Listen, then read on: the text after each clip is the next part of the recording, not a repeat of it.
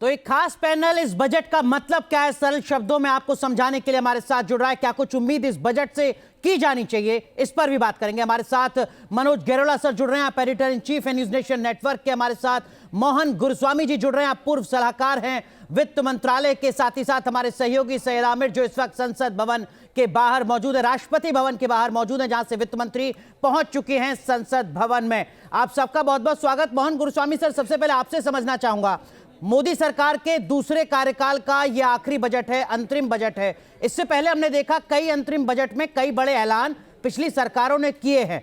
आप किस तरीके की उम्मीद करते हैं आज के इस बजट भाषण से?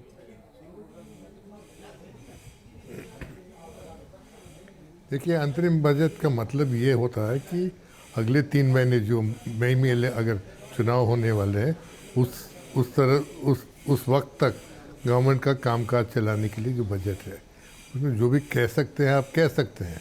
अगर आप चुनाव नहीं जीतेंगे तो जो कहेंगे तो वो बात रह जाएगी अधूरी, नई सरकार आके अपनी बजट लाएगी जी। तो मैं इसमें कोई ज़्यादा अभी इस वक्त अहमियत नहीं देता, मगर अनाउंस कर सकते हैं कि हम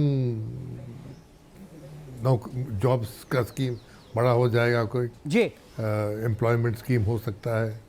ये अभी क्योंकि चुनाव का माहौल है और कहेंगे कि अब हम मंदिर बना दिए, अब आपको नौकरी लगा देंगे, तो ऐसी चीज़ हो सकते हैं, मगर मेरे ख्याल में कुछ मेजर शिफ्ट नहीं हो सकता। ठीक है सर, लेकिन हमने देखा 2019 के अंतरिम बजट में मोदी सरकार ने ऐलान किया था टैक्स के मोर्चे पर स्टैंडर्ड डिडक्शन को 40,000 से बढ़ाकर 50,000, लेकिन जो एक बड़ा ऐलान था वो किसान सम्मान निधि स्कीम की लॉन्चिंग, जिसमें किसानों को 6,000 रुपए साल दिए जाएंगे, और उसके बाद वो 2019 से अब तक लगातार चल भी रही है।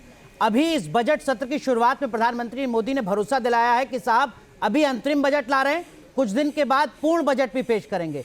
400 सीटों का यहां पर वादा किया जा रहा है, दावा किया जा रहा है। आपको लगता है कि जो कॉन्फिडेंस है और चुनाव से ठीक पहले ये एक माहौल भी है कि एक मैसेज देने की कोशिश भी होगी कि कुछ बड़े ऐलान हो? तो कोशिश तो होगी, इसीलिए इस्तेमाल होगा ये बजट का जो आज जो प्रेजेंटेशन होगा वो इसीलिए इस्तेमाल होगा कि कुछ बड़े ऐलान करेंगे, मगर इस ऐलान में क्या दम है, कितना दम है, हमको अगर सारे आंकड़े मिलने तक पता नहीं चलेगा ना कि रेवेन्यू रेसिप्ट कितना है, एक्सपेंडिचर कितना प्लान कर रहे हैं आप।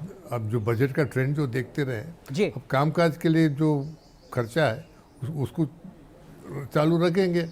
इसके अलावा क्या कर, नए टैक्स तो नहीं डालेंगे, टैक्स रिबेट देंगे तो वो टैक्स रिबेट का जो लॉस होता है, घाटा होता है, वो कहाँ से मेकअप करेंगे, ये अभी तो ज़्यादा बता नहीं सकते ना ये लोग। ठीक है, लेकिन मोहन गुरुस्वामी सर, आपको लगता है कि आज के बजट भाषण में वित्त मंत्री निर्मला सीतारमण अपने इस 10 साल का जो पूरा रिकॉर्ड है इसको भी बताने की कोशिश करेंगे, अपनी उपलब्धियों को गिनाने की कोशिश करेंगे?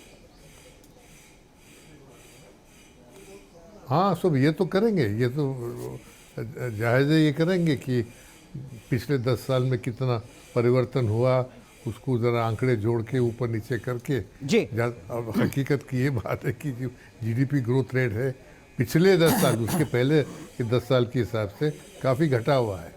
ठीक है, पहले उसके पहले की 10 साल में जीडीपी ग्रोथ रेट कम से कम 8% थी, अभी 6% भी नहीं होगी। बिल्कुल, हालांकि कहा जा रहा है कि 2 क्वार्टर से लगातार जो ग्रोथ रेट है वो काफी ज्यादा बेहतर है। बिल्कुल, मैं आऊंगा सर आपके पास, आमिर आपका भी रुख करेंगे, लेकिन मनोज सर, ये 10 साल का जो रिकॉर्ड रहा है, ट्रैक रिकॉर्ड रहा है आर्थिक मोर्चे पर, इसको गिनाने की कोशिश जरूर होगी वित्त मंत्री के स्तर पर, चाहे वो किसानों की बात हो, ग्रामीण भारत की बात हो, इंडस्ट्री की बात हो, मैन्युफैक्चरिंग की बात हो, रोजगार की बात हो। हाँ, देखिए, आपका ये कहना बिल्कुल ठीक है। ये जो स्पीच होगी मेरे ख्याल से आज की जो ये इंटरिम बजट की जो स्पीच होगी, ये बेसिकली पॉलिटिकल स्पीच होगी। इसमें सरकार ये बताने की कोशिश करेगी कि पिछले 10 साल में इनके अचीवमेंट्स क्या हैं। और वैसे आप देखिएगा कि इंटरिम बजट का मतलब ये होता है कि अगले 3 महीने के लिए, जब तक कि जुलाई के फर्स्ट वीक में बजट आएगा, तब तक का कामकाज चलाने के लिए सरकार के पास पैसा रहे, और उसका ये अप्रूवल होता है। लेकिन हमने देखा जैसे 2019 में था, प्रधानमंत्री ने एक बहुत बड़ी वेलफेयर स्कीम, प्रधानमंत्री किसान सम्मान योजना का उन्होंने अनाउंसमेंट किया था, जिसमें 6,000 रुपये प्रति व्यक्ति को उन्होंने दिए थे किसानों को। तो ये एक बहुत बड़ा अनाउंसमेंट था। और इस समय आज जो हम लोग इंटरिम जो बजट है उसको देखेंगे, तो उसमें हम यही देखेंगे कि क्या सरकार फिर से कोई नई वेलफेयर स्कीम का इसमें अनाउंसमेंट करेगी। और जैसे अगर हम देखें तो आज कोई सरकार के पास पॉलिटिकल कंपल्शन नहीं है, बीजेपी का आज की डेट में कोई अपोजिशन नहीं है। और अगर हम शेयर मार्केट को भी देखें या वैसे भी देखें तो लोग ये मान के बैठे हुए ही हैं कि बीजेपी की सरकार ने दोबारा आना ही आना है। और अगर आपने देखा होगा कि जैसे अभी थोड़े टाइम पहले कि जो बिहार के चीफ मिनिस्टर अभी बीजेपी के साथ आ गए हैं, तो ये भी एक इंडिकेशन है कि पॉलिटिकली आज उनकी पोजीशन बहुत अच्छी है। बिल्कुल। हमारे साथ योगेंद्र यादव जी जुड़ चुके हैं, आप संयोजक हैं स्वराज इंडिया के। योगेंद्र सर, आपका भी बहुत बहुत स्वागत है न्यूज नेशन की इस बड़ी कवरेज में। कुछ ही मिनटों के बाद वित्त मंत्री का बजट भाषण शुरू होगा। आप किस तरीके की उम्मीद करते हैं आपके आज के बजट से? चुनावी बजट होगा, वेलफेयर बजट होगा, 10 साल का रिकॉर्ड जिस तरीके का रहा है ट्रैक रिकॉर्ड उसको बताने की कोशिश होगी? देखिए, चुनावी बजट होगा, इसमें कोई शक नहीं है और इसमें कोई बुरी बात नहीं। किसी भी सरकार को एक अधिकार होना चाहिए कि वो अपने चुनाव से पहले अपनी उपलब्धि बताए, गिनाए, जनता को विश्वास दिलाए। मुझे इसमें कोई बुरी बात नहीं लगती है। जो दिक्कत मुझे नजर आती है और जो डर मुझे लगता है वो ये है कि पूरा सच नहीं बताया जाएगा। देखिए, ये वोट ऑन अकाउंट है, ये कोई प्रॉपर बजट है नहीं। और वोट ऑन अकाउंट की मर्यादा कहती है कि आप इंतजार कीजिए कि मई के महीने में कौन सी सरकार आएगी, उस सरकार को प्रॉपर बजट बनाने का अधिकार होना चाहिए। और वित्त मंत्री ने कहा भी है कि कोई बड़ी बहुत बॉम्बास्टिक घोषणा नहीं होगी, तो बिल्कुल सही बात है, मर्यादा, और मैं इसका सम्मान करता हूं अगर वो इस मर्यादा का पालन करें। हालांकि 2019 में उन्होंने इस मर्यादा का पालन नहीं किया था सरकार ने, और एकदम एक बहुत बड़ी योजना की घोषणा कर दी जी। चुनाव से सिर्फ 2 महीना पहले कोई बड़ी घोषणा ना हो, वो सही है। जो मैं चाहता हूं वो ये कि देश के सामने पिछले 10 साल का सही हिसाब रखा जाए। लेकिन जैसा मोहन गुरुस्वामी जी कह रहे थे, इस सरकार ने आंकड़ों के साथ ईमानदारी नहीं की है।